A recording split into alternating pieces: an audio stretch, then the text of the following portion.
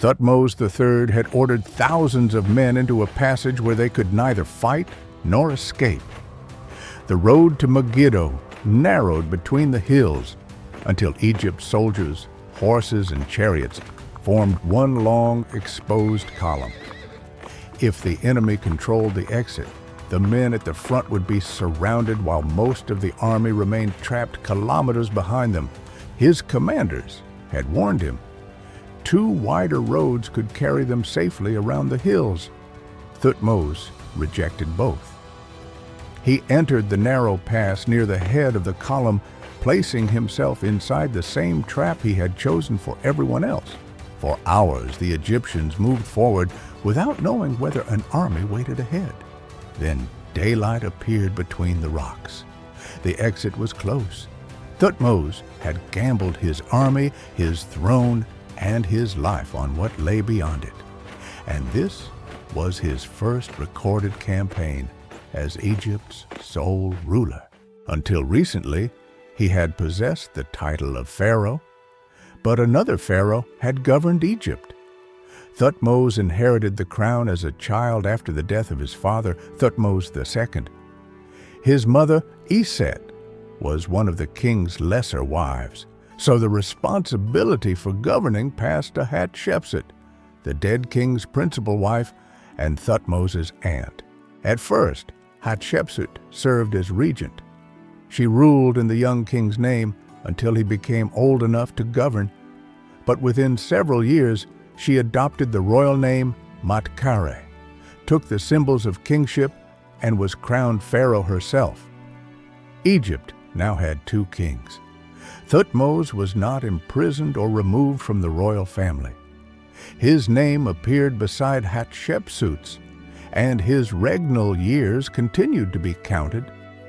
The surviving evidence gives us no reason to imagine him secretly planning revenge, but the hierarchy was unmistakable.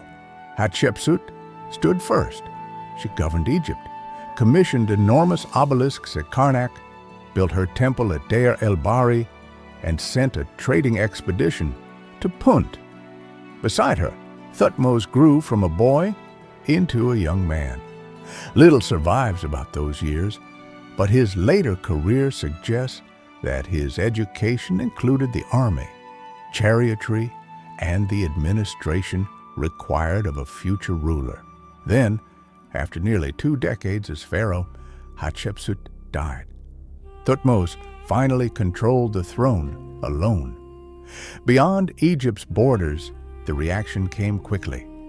The ruler of Kadesh led a coalition of cities in Canaan and Syria against Egyptian authority. Its forces gathered near Megiddo, a fortified city positioned beside routes that connected Egypt with the northern territories. If Megiddo remained in rebel hands, the revolt could spread. Thutmose marched north. Near the town of Yehem, he learned that 3 roads crossed the hills ahead. His officers favored the 2 wider routes. The central road through Aruna was so narrow that a hidden force could divide and destroy the Egyptian column. But Thutmose saw another danger in choosing safety. The coalition knew the roads too. Its commanders would expect Egypt's army to avoid Aruna and prepare for its arrival along one of the wider approaches. Thutmose chose the road his enemies were least likely to believe he would risk. Now, the first Egyptians were reaching its exit. Soldiers emerged from between the rocks.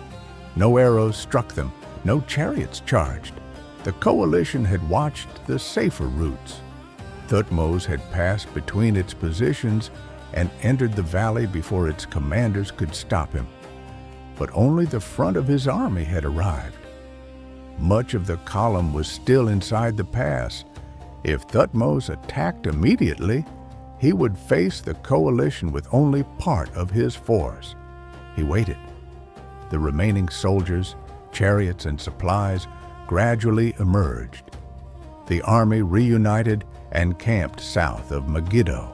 At dawn, Thutmose placed himself in the center of 3 Egyptian divisions and ordered the advance. The account, later inscribed at Karnak, describes him charging in a golden chariot as the enemy collapsed before him. The image glorifies the king, as Egyptian royal records were designed to do. But the coalition's defeat was real. Its soldiers abandoned horses, chariots, and weapons and fled toward Megiddo. The city gates closed before many of them could enter. Men trapped outside had to be hauled over the walls by strips of clothing lowered from above. Thutmose had won the battle. Then his soldiers gave the enemy time to escape. Instead of pursuing the coalition's leaders, the Egyptians stopped to seize the abandoned armor, chariots, and valuables.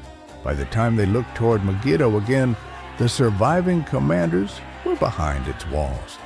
Even the official Egyptian account acknowledged the failure. Had the army captured Megiddo immediately, it declared, taking the city would have been like taking 1,000 towns. A decisive victory had become a siege. The Egyptians dug a ditch around Megiddo and enclosed it behind a wooden barrier. They controlled the surrounding fields while those inside consumed their remaining food. Months passed before the city surrendered. Thutmose had crushed the rebellion, but Megiddo had exposed the difference between winning a battle and controlling the territory left behind. The coalition had formed because Egypt appeared vulnerable. It could form again once its army went home. Thutmose therefore returned north. On later campaigns, he secured coastal ports before attempting to advance deeper into Syria. Supplies no longer had to travel the entire distance from Egypt by land. Ships carried grain, weapons, and reinforcements north, allowing his army to begin each advance closer to its target. Local rulers who submitted kept their thrones, but their sons were taken to the Egyptian court. There, the princes received an Egyptian education while also serving as guarantees of their father's obedience. When a ruler died, Egypt could send his son home to succeed him. A prince who had spent years surrounded by Egyptian authority and understood the consequences of rebellion. Battles opened territories. Supply routes, garrisons, and dependent rulers helped keep them open. Yet one power continued to support resistance beyond Egypt's immediate reach. Mitanni controlled a kingdom across northern Syria and beyond the Euphrates. As long as it remained secure behind the river, Egypt's opponents had a powerful ally. In the 33rd year of his reign, Thutmose prepared to reach it. The obstacle was not merely Mitanni's army, it was distance. The farther the Egyptians traveled from the coast, the more difficult it became to feed soldiers, maintain chariots, and replace lost equipment. Even if they reached the Euphrates, crossing it under hostile pressure could stop the campaign. Thutmose's solution began on the Lebanese coast. Boats were constructed near Byblos, dismantled, and placed on carts. Oxen then pulled the sections north through Syria alongside the army. Thutmose was transporting his river crossing across dry land. Every kilometer carried the Egyptians farther from their ports. If the boats were damaged, delayed, or captured, the Euphrates would become a barrier behind which Mitanni could wait safely. The convoy reached the river. The boats were unloaded and reassembled. Egyptian soldiers crossed into territory within Mitanni's sphere of power. Egypt's inscriptions say Mitanni's ruler withdrew and that Thutmose's forces raided settlements and devastated fields. Those claims come from the victorious king's own record, not a neutral account of the campaign. But the crossing itself demonstrated what his army had become. At Megiddo, Thutmose had surprised a coalition by choosing a road it believed too dangerous. Now, he had carried boats across Syria to overcome a river his enemy could have treated as a defense. Near the Euphrates, he erected a monument close to one left by his grandfather Thutmose III, who had campaigned there before him. He had reached the northern limit of Egyptian military power. He did not conquer Mitanni. Its kingdom survived, and Egypt could not permanently occupy territory so far from the Nile. But Mitanni could no longer assume that distance, and the Euphrates placed it beyond an Egyptian attack. Thutmose continued campaigning for years. Some expeditions confronted new resistance. Others enforced submission or collected tribute. In Nubia to the south, Egyptian control secured access to gold and other resources. The wealth moved back toward Egypt. At Karnak, Thutmose expanded the temple of Amun and inscribed accounts of his campaigns on its walls. They preserved the image his government wanted future generations to see, a ruler repeatedly confronting rebellion and returning victorious. Near the end of his reign, however, another name began disappearing from Egypt's monuments.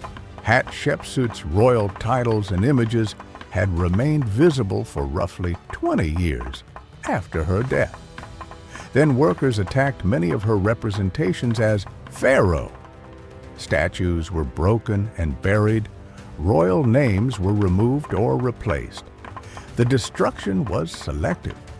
Some references to Hatshepsut as a queen or royal woman survived. Her kingship appears to have been the principal target. No surviving order explains why. The campaign may have been intended to restore a male line of succession and strengthen the position of Thutmose's son, Amenhotep III. The long delay makes the familiar story of immediate personal revenge difficult to sustain. Whatever its motive, the destruction failed. Hatshepsut's name returned to history. Thutmose III died after a reign counted at more than 50 years, including the long period when Hatshepsut had held greater power. Egyptian records followed him from Megiddo into Syria, across the Euphrates, and south into Nubia. They describe sieges, rebellions, captured cities, and repeated submissions. They record no battlefield defeat. That cannot prove he won every battle. Royal inscriptions celebrated success and had little reason to preserve a pharaoh's failure. Mitanni survived. Distant territories rebelled again, and Egyptian control had to be repeatedly enforced. But Thutmose's reputation does not rest on one boast or one fortunate victory. At Megiddo, he took the route his opponents had left exposed. When his soldiers turned victory into a siege, he learned that defeating an army was not enough. He secured ports, changed how his forces were supplied, and built a system for controlling territories after he departed. Then he transported boats across Syria and carried Egyptian soldiers beyond the Euphrates. The title, "The Pharaoh Who Never Lost a Battle," may say more than the surviving evidence can prove. What the evidence does show is a child who inherited a crown without its full power and became the commander who took Egypt farther than any pharaoh before him.